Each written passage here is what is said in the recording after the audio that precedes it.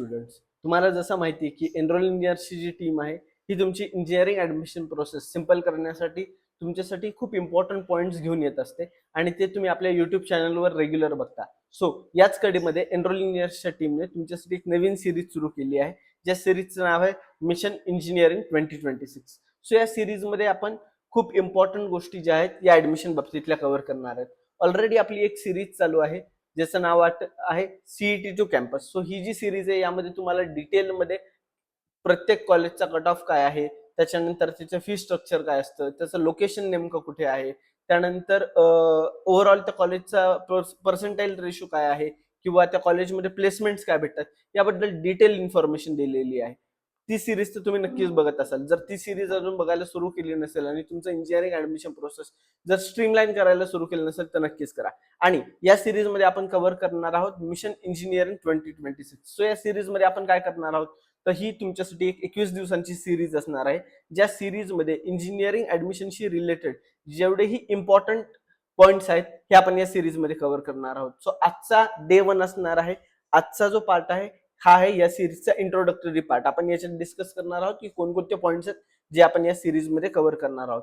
So first point तो आहे introduction of engineering admission series. ही जी सिरीज आहे आपली, ओके, या सिरीजचं इंट्रोडक्शन हा आपला डे 1 असणार आहे. डे 2 ला आपण कव्हर करतो things to do before CET result. सीईटीचा रिझल्ट अगदी काही दिवसात लागणार आहे. अटेम्प्ट 1 ची आन्सर की आलेली आहे, अटेम्प्ट 2 ची आन्सर की आलेली आहे आणि अंदाजे आपण असं म्हणू शकतो की 15 जूनच्या आसपास किंवा त्याही आधी आपल्याला अटेम्प्ट 1 आणि अटेम्प्ट 2 दोघांचाही रिझल्ट आपल्या हातात येणार आहे. सो हा रिझल्ट लागण्याच्या आधी कोणकोणत्या गोष्टींची काळजी घ्यायची आपण हे डे 2 मध्ये कव्हर करणार आहोत.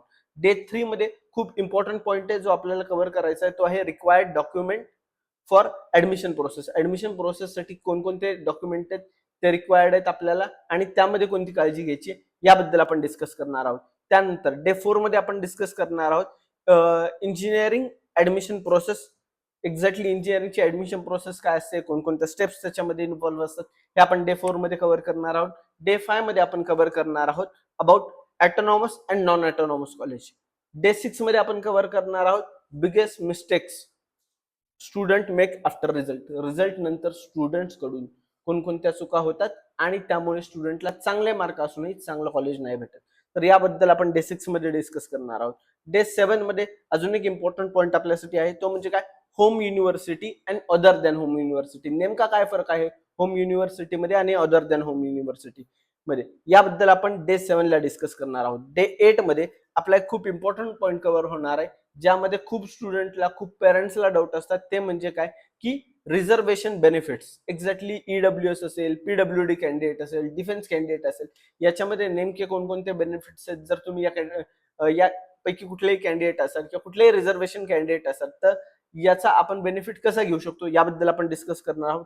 जर तुम्हाला तुमची इंजिनिअरिंग ऑलमोस्ट फ्री मध्ये करायची असेल तर एक खूप इम्पॉर्टंट पॉईंट असतो इंजिनिअरिंग मध्ये, तो म्हणजे आहे TFWS. सो डे 9 मध्ये आपण TFWS काय असतं, TFWS मध्ये कोणते स्टुडंट इलिजिबल आहेत, TFWS मध्ये कॉलेज भेटण्यासाठी आणि फ्री मध्ये इंजिनिअरिंग होण्यासाठी नेमकं काय करावं लागतं हे आपण डे 9 मध्ये कव्हर करणार आहोत. त्यानंतर डे 10 मध्ये आपण डिस्कस करणार आहोत college selection strategy. College select करताना नेमकी आपल्याकडे काय स्ट्रॅटर्जी असली पाहिजे, कोणत्या गोष्टी आहेत ज्या आपण ऑप्शन फॉर्म बनवताना लक्षात ठेवल्या पाहिजेत, कॉलेज सिलेक्ट करताना कोणकोणते क्रायटेरियाज आपण लावले पाहिजेत हे आपण डे 10 मध्ये डिस्कस करणार आहे. डे 11 मध्ये एक इम्पॉर्टंट पॉईंट असणार आहे, तो म्हणजे काय, टियर 1, टियर 2 आणि टियर 3 सिटी कॉलेज. नेमका काय डिफरन्स असतो tier 1, tier 2, tier 3 city colleges मध्ये, खरंच कुठे ऍडमिशन घ्यायला पाहिजे, टियर 2 मध्येही काही चांगले कॉलेजेस आहेत का की जिथे ऍडमिशन घेऊ शकतो, तिथून काही करिअरचा स्कोप आहे का, किंवा टियर 3 मध्ये असे काही कॉलेजेस आहेत का. बरं, टियर 1 सिटीज ज्या आहेत अशा पण ठिकाणी खूप आहेत की खूप चांगले चांगले कॉलेजेस आहेत, बट तिथे खूप असे कॉलेजेस आहेत की जिथे त्या कॉलेजमध्ये तेवढा बेनिफिट स्टुडंटला भेटत नाही. सो एक्झॅक्टली हे कसं फिल्टर करायचं, tier 1 versus tier 2 versus tier 3 city colleges जे हे आपण डे 11 मध्ये डिस्कस करतोय. डे 12 मध्ये आपण डिटेल डिस्कस करणार आहोत ब्रांच जी आहे, ब्रांच सिलेक्शन गायडन्स. आपली ब्रांच जेव्हा आपण सिलेक्ट करतो, आपल्याला ENTC घ्यायचंय की CS घ्यायचंय की मेकॅनिकल घ्यायचंय की IT घ्यायचंय, यावेळेस आपण एक्झॅक्टली काय काय चेक केलं पाहिजे, ब्रांच एक्झॅक्टली कशी सिलेक्ट केली पाहिजे, या सगळ्या गोष्टींबद्दल आपण एक डिटेल डिस्कशन करणार आहोत डे 12 मध्ये.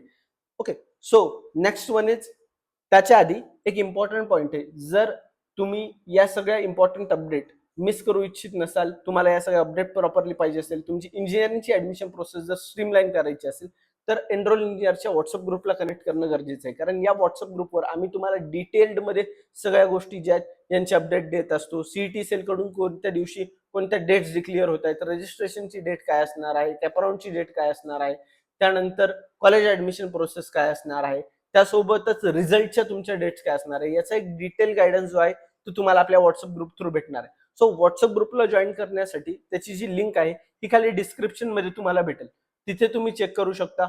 अदरवाईज आपला डिस्क्रिप्शन मध्ये नंबर आहे, या नंबरवरही तुम्ही कॉल करू शकता, मेसेज करू शकता आणि रिक्वेस्ट करू शकता की मला व्हॉट्सअप ग्रुपला ऍड करा. सो एनरोल इंजिनियर्सचे जे मेंटर आहेत हे तुम्हाला व्हॉट्सअप ग्रुपवर ऍड करतील.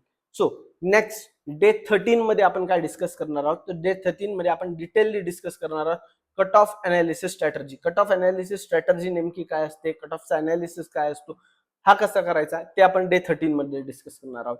डे 14 मध्ये आपण डिस्कस करणार आहोत option form filling strategy. Option form जेव्हा स्टुडंट बनवतात तेव्हा कोणकोणत्या गोष्टी माइंडमध्ये असल्या पाहिजेत, त्याचे काय रूल्स आहेत, सीईटीने कुठले रूल्स दिलेले आहेत, कॅपराऊंड साठी 1, कॅपराऊंड 2, कॅपराऊंड 3 साठी नेमके कोणते रूल्स आहेत, याबद्दल आपण डिटेल डिस्कस करणार आहोत. त्यानंतर डे 15 मध्ये आपण डिस्कस करणार आहोत spot round explain. Spot round exactly काय आहे, स्पॉट राऊंड मध्ये कोणकोणत्या चुका होतात किंवा स्टुडंट कडून कोणती गोष्ट काळजी घ्यायची असते, हे आपण याच्यामध्ये डे 15 मध्ये डिस्कस करणार आहोत. डे 16 मध्ये अजून एक स्पॉट राऊंडशीच रिलेटेड आपण इम्पॉर्टंट पॉईंट आणलेला आहे, तो काय असणार आहे, mistake students done in a spot round. Spot round मध्ये स्टुडंट कडून नेमकी कोणती मिस्टेक होतात, कोणत्या चुका होतात, ज्याच्यामुळे स्पॉट राऊंड मध्ये कॉलेज लागण्याचे चान्सेस असूनही स्टुडंटला ते कॉलेज भेटत नाही. राईट. सो हे आपण डे 16 मध्ये डिस्कस करणार आहोत. डे 17 मध्ये आपण डिस्कस करणार आहोत प्रायव्हेट कॉलेजेस काय आहेत आणि गव्हर्नमेंट कॉलेजेस काय आहेत.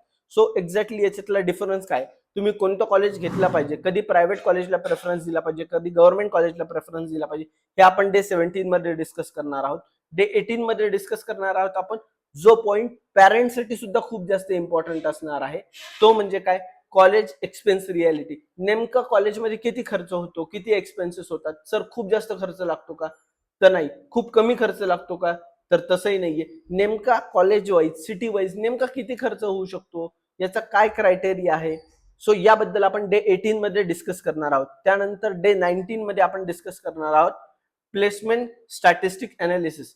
सो प्लेसमेंट जे आहेत, कारण शेवटी कॉलेज चांगलं भेटलं आपल्याला, कॉलेजमध्ये इंजिनिअरिंग करतोय आपण, सो तुमची इंजिनिअरिंगची ऍडमिशन प्रोसेस होण्याच्या आधी किंवा तुम्ही त्या कॉलेजला ऍडमिशन घेण्याच्या आधी पहिले तुम्हाला त्या कॉलेजच्या प्लेसमेंट्स माहिती असणं गरजेचं आहे. हा खूप इम्पॉर्टंट पॉईंट आहे. नाही तर बरेचदा असं होतं की स्टुडंट्स त्या कॉलेजमध्ये ऍडमिशन घेतात आणि जेव्हा फर्स्ट इयर होऊन जातं त्यावेळेस स्टुडंटला समजतं कदाचित की अरे बाबा आपल्या कॉलेजला तर प्लेसमेंट्सच नाहीये. सो त्यावेळेस खूप जास्त रिग्रेट होतो स्टुडंटला. चांगला कॉलेज, प्लेसमेंटवालं कॉलेज आपल्याला भेटलं असतं, पण काही चुका झाल्यामुळे बेसिकली आपल्याला प्रॉपरली प्लेसमेंट जे आहेत ते कॉलेज भेटलं नाही की ज्या कॉलेजमध्ये प्रॉपरली प्लेसमेंट असतील. सो डे 19 मध्ये आपण हा एक प्लेसमेंटशी रिलेटेड इम्पॉर्टंट पॉईंट आहे तो डिस्कस करणार.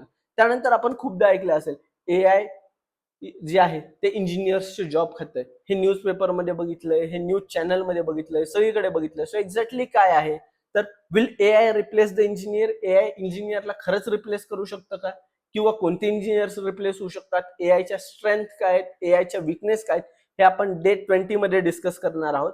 डे 21 जो आपला लास्ट सेशन असणार आहे या सिरीज मधलं, त्यामध्ये आपण डिस्कस करणार आहोत सीट मॅट्रिक्स आणि इंटेक अनालिसिस. एक्झॅक्टली कॉलेजचा सीट मॅट्रिक्स काय असतो आणि त्याच्यानंतर त्या कॉलेजचा इंटेक किती, याचं अनालिसिस कसं करायचं, हे आपण डे 21 मध्ये डिस्कस करणार आहोत. सो या ज्या सगळ्या इम्पॉर्टंट पॉईंट्स आहेत हे आपण बेसिकली तुमच्यासाठी घेऊन येतो आहे एनरोल इंजिनियरच्या ऑफिशियल युट्यूब चॅनलवर. जर तुम्ही एनरोल इंजिनियरचं जे ऑफिशियल युट्यूब चॅनल आहे हे अजून सबस्क्राईब केलं नसेल तर लवकरात लवकर सबस्क्राईब करून घ्या. खूप इम्पॉर्टंट अपडेट आपण इंस्टाग्रामवरही घेऊन येतो. सो इंस्टाग्रामवर जर तुम्ही अजून फॉलो केलं नसेल तर नक्की फॉलो करा मित्रांनो, कारण हा जे युट्यूब चॅनल किंवा हे जे इंस्टाग्राम चॅनल आहे हे आमचं नाहीये, हे तुमच्यासाठी घेऊन आलोय आम्ही, तुमच्या इंजिनिअरिंग ऍडमिशन प्रोसेसला स्ट्रीमलाईन करण्यासाठी. सो इंस्टाग्रामला फॉलो करा, युट्यूबला सबस्क्राईब करा आणि हो, एनरोल इंजिनियरच्या व्हॉट्सअप ग्रुपला कनेक्ट करायला विसरू नका. त्यासोबतच तुम्हाला चेक करायचं असेल की आपण इंजिनिअरिंगसाठी इलिजिबल आहोत का, इलिजिबल आपला क्रायटेरिया फुलफिल होतोय का, तर एनरोल इंजिनियरची जी आपली ऑफिशियल वेबसाईट आहे www.enrollengineer.com, याच्यावर आपण 2 इम्पॉर्टंट फीचर्स घेऊन आलोय. फर्स्ट फीचर आहे ते म्हणजे इलिजिबिलिटी चेक क्रायटेरिया, आणि दुसरं इम्पॉर्टंट फीचर आहे जे तुम्हाला सीईटीचा रिझल्ट लागण्याच्या आधी तुमचे पर्सेंटाईल प्रेडिक्ट करण्यासाठी मदत करेल, ते म्हणजे पर्सेंटाईल प्रेडिक्टर. सो तुम्ही तुमचे पर्सेंटाईल चेक करू शकता आणि एनरोल इंजिनियरच्या या जर्नी सोबत तुम्ही कनेक्टेड राहा. Stay tune.